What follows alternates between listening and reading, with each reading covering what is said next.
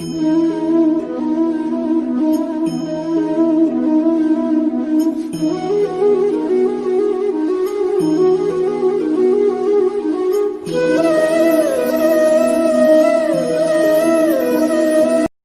student and Jai Swamina to all. In today's session we are going to learn something new. Before that I want to say one kind of intellectual thing which has been said in Hindi. ऐसा आपा राखिए सबका भला होए, औरत सिर्फ ना रोए मर्द सिर्फ हंसे, बट ऐसा आपा राखिए औरत भी हंसे और मर्द भी खुश रहे. In this today's session we are learn to the chapter in a social science which is related to gender issues. Gender issue is a main problem of our today's society. वो आदि कालीन यानी कि महाभारत समय से लेके आज तक ये समस्या जो है हमारे समाज में एक विकट रूप धारण करके बैठी. Before the starting the chapter, let us go for one story. Once upon a time there was Ankit and Sejal. Ankit was likely to watch his favorite movie, but Sejal doesn't allow him to take the remote of the TV. In this between, Granny comes and Granny scolded Neitha. Now, in this, the thing is, there seems that Ankit was being given much more priority than her sister. Here we are seeing that gender issue is starting from the home itself. ये जो gender की जो समस्या है, औरत और पुरुष के बीच में जो भेद की समस्या है, वो कहीं ना कहीं पे हर एक घर से लेके समाज से और समाज से लेके पूरी दुनिया में ही हमें आए दिन देखने को मिलती होती है. So in this today's session we are going to cover few topics. Let me tell you what are the topics. Our first topic will be root of gender equality. Then पनीन कर्णिका एक उड़ीसा का एक आदिवासियों का एक त्यौहार है जिसमें बेटी बढ़ाओ बेटी बचाओ के नारे लगाए जाते हैं और बेटी का भविष्य उज्जवल हो ऐसी मनोकामना भी की जाती है.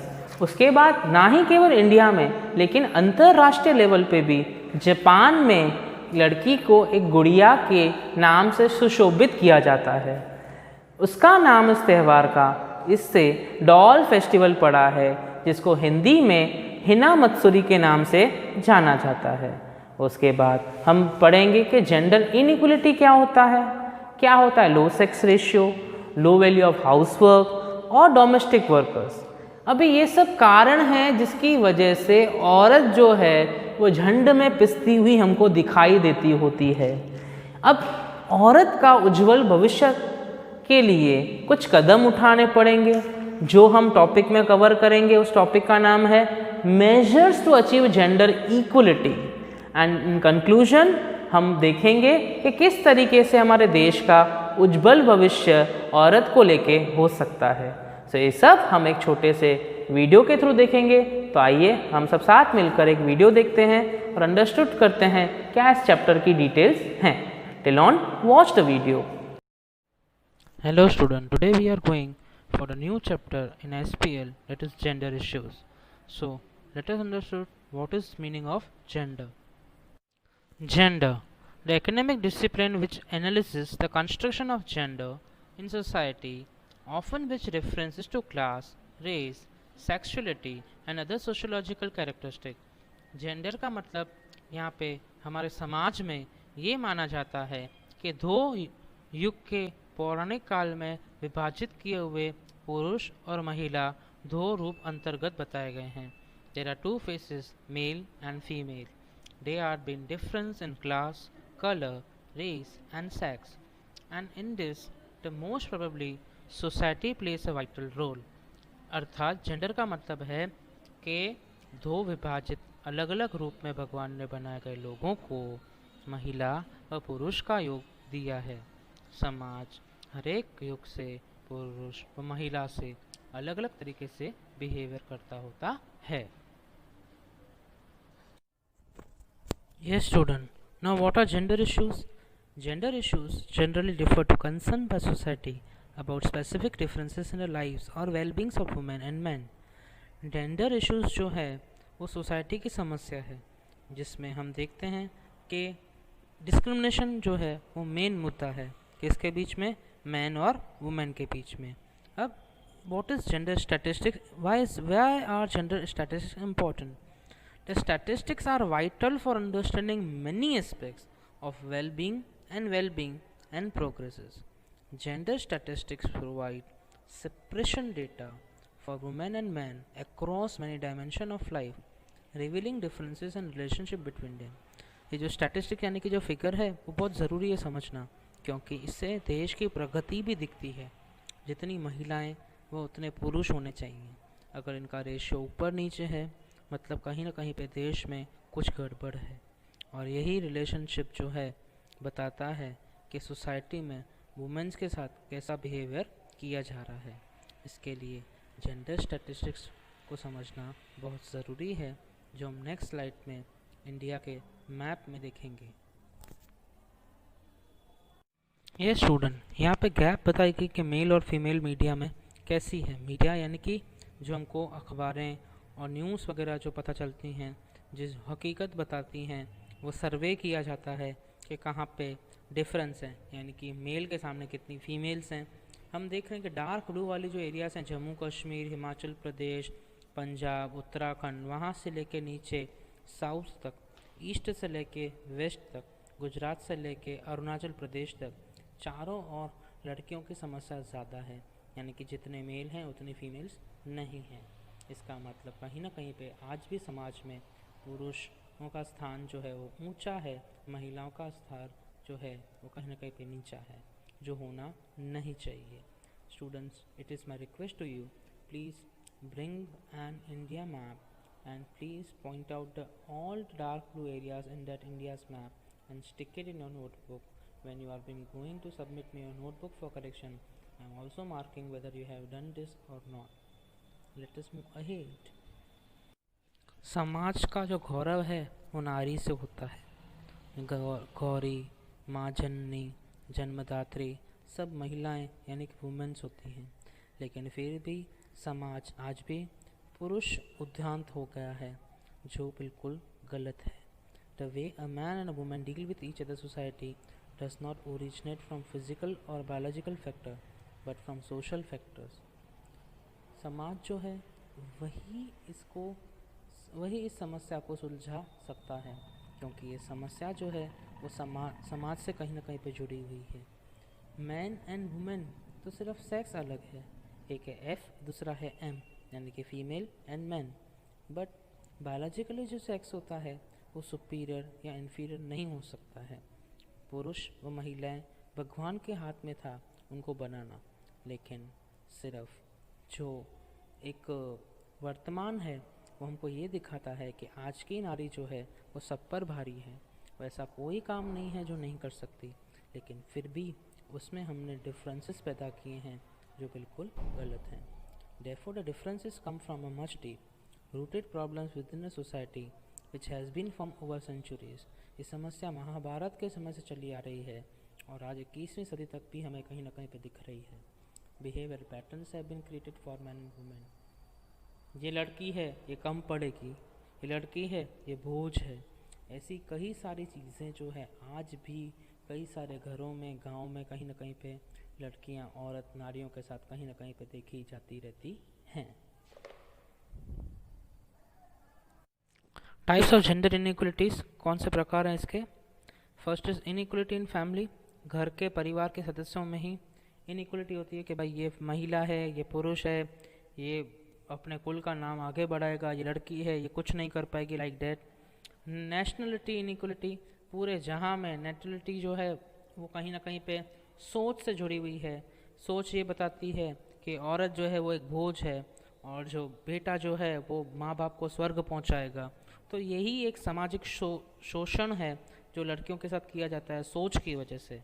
देन प्रोफेशनल और एम्प्लॉयमेंट, कहीं ना कहीं पे प्रोफेशनली में भी, यानी कि लड़कियां जहाँ समाज में काम करने, नौकरी करने जाती हैं, वहाँ पे भी उनकी कहीं ना कहीं पे मतलब मेंटलिटी जो पुरुषों की होती है वो औरतों को नीचे दिखाने वाली होती है। और एम्प्लॉयमेंट यानी कि वहाँ पे जहाँ पे वो लोग रोज़गारी ढूंढने जाती हैं, वहाँ पे भी कई तरीके से उनके शोषण होते हैं। पगार न देना व मानसिक त्रास देना या शारीरिक रूप से कुछ दबाव डालना, ये सब समस्याएं औरतों के इनइक्वलिटी के साथ कहीं ना कहीं पे झलक देती हैं।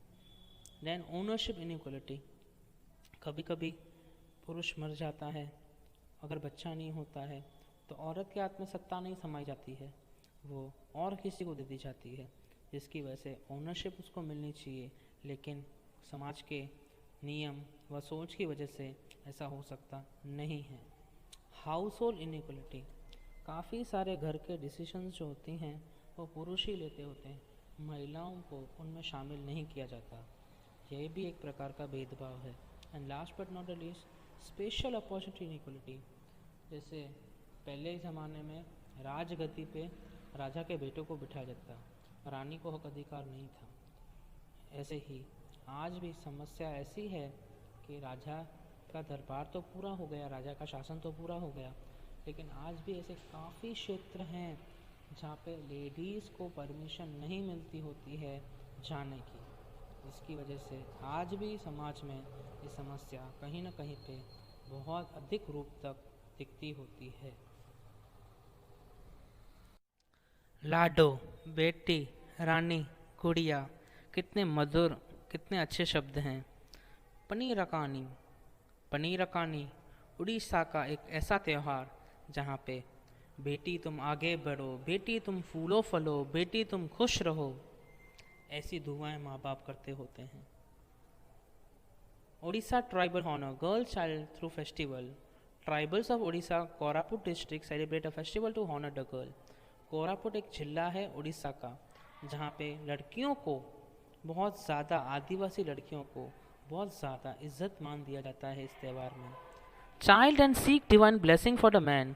पनीरकानी falls in the Hindu month of Chaitra, that is March and April. ये जो त्यौहार है ये चैत्र मास की जो समय आती है उसकी चौथ पर पड़ता है। चौथ की तिथि होती है एकम, द्विज, त्रिज, चौथ, इस तिथि पे पड़ता होता है। अब एक और दूसरा एक फेस्टिवल है जो जापान में यानी कि विदेश में मनाया जाता है, वो है Hina Matsuri, dolls festival in Japan. Hina Matsuri dolls festival take place on March 3rd and it is celebrated as a girls' day. On this day, families pray for the happiness and prosperity of their daughter. इस दिन दुआएं देती हैं माँ बाप कि जब भी हो, बेटी एक कुल है, बेटी एक कुल का दीपक है, बेटी एक हमारे शान, मान और ठान का प्रतीक है। Gender inequality. In many communities, infant mortality rate, number of deaths in a given year or period, is high more girls. Female foeticide and infanticide, evil practices against women, widespread even in the 21st century, are example of gender discrimination. आज भी समाज में जो मृत्यु दर है वो बच्चों में लड़कियों का ज़्यादा है, क्योंकि ऐसा माना जाता है कि लड़की एक बोझ है, वो किसी और के घर की अमानत है, उसका कोई मतलब नहीं है, बेटा होगा वो माँ बाप को स्वर्ग पहुँचाएगा। तो ये जो समस्या है वो जेंडर इनइक्वलिटी की है, वो आज भी 21वीं सदी में भी कहीं ना कहीं पे बहुत ज़्यादा लोगों में तो नहीं, लेकिन फिर भी गांव में या अनपढ़ लोगों में कहीं ना कहीं पे दिखती होती है।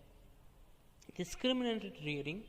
From early childhood, girls are instilled with traits such as dependency and submissiveness, while boys are encouraged to be dominant as well as given from freedom. Girls are required to help with household chores, which is most likely a way of training them from the specific role they need to take up in the future as they grow up. शुरुआत से ही, बचपन से ही लड़कियों को बोला जाता है कि आप हम पे डिपेंडेंट हैं, आप फीमेल हैं, आप मेल पे डिपेंडेंट हैं, आप कुछ नहीं कर सकती, आपको सिर्फ चूल्हा चौका संभालना है, घर का काम करना है, जिसकी वजह से बचपन से एक ऐसी सोच की वजह से लड़कियां अपने आप को डेवलप करने से हिचकिचाहट महसूस करती होती हैं। लो वैल्यू ऑफ हाउसवर्क, ऐसे छोटे मोटे काम घर के काम करने पड़ते हैं। हाउस होल्ड कोर्स और care giving task are often not recognised by society to be any worth as they do not fetch any remuneration. And the household work which involve cooking, cleaning, washing, sweeping, etc. is actually taxing a task as it involves lot of physical work. बस चूल्हा चौका संभालना, घर की सफाइयाँ करना, घर के छोटे मोटे काम करना, खाना बनाना, सफाइयाँ करना, कपड़े धोना, ये सब काम महिलाएं करती होती हैं और पुरुष ये समझते हैं कि महिलाओं का तो काम ही ये है, वो बनी ही इसके लिए हैं। तो ये भी एक तरीक़े का जेंडर इनइक्वलिटी का कहीं ना कहीं पे एक छोटा सा फॉर्मूला बताता है। डोमेस्टिक वर्कर्स, मजूरी work. Domestic hand is an individual engage to household work for compensation in cash or kind. Majority household specially in urban areas employment domestic help to cleaning, washing, cooking. आज भी शहरों में काम वालियाँ आती हैं घर में काम करने, मतलब कहीं ना कहीं पे वापस यही दिखाता है कि नारी जो है वही ये सब घर के काम कर सकती है, पुरुष जो है वो ऐसे सब काम कर सकता नहीं है। Last point, major to achieve gender equality.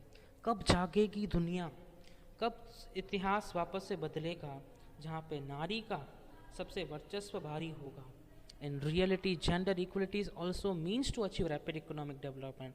अगर किसी देश को आगे बढ़ना है तो पुरुष व महिलाओं को एकजुट होकर काम करना पड़ेगा। Government realise the double burden of women and so it has put an anganwadi in rural areas. In urban areas, the government has made it compulsory that organization with more than 30 women employees should have creches. आज भी गांव में आंगनवाड़ी बनाई गई है ताकि लोगों में औरतों का मतलब और उनकी इम्पोर्टेंस को कहीं समझा जाए और उनको वहाँ पे कुछ वेतन मिले। हालांकि शहरों में भी एक 30 महिलाओं का एक टीम वर्क डिसाइड किया जाता है जो स्पेसिफिक एजुकेशन के लिए काम करती होती हैं। अंत में मैं ये कह सकता हूँ कि हर एक समाज औरतों को एक इम्पॉर्टेंस दे, उनको भी कोई भी पुरुष से कम नहीं समझे, तो ही ओवरऑल डेवलपमेंट टेक प्लेस होगी और हमारा देश जो है वो आगे बढ़ेगा। Women, you are a power, you are a goddess, you are an Amba. Don't hesitate to do any work. You are important, you were important and you will be important. Thank you student for our today's session.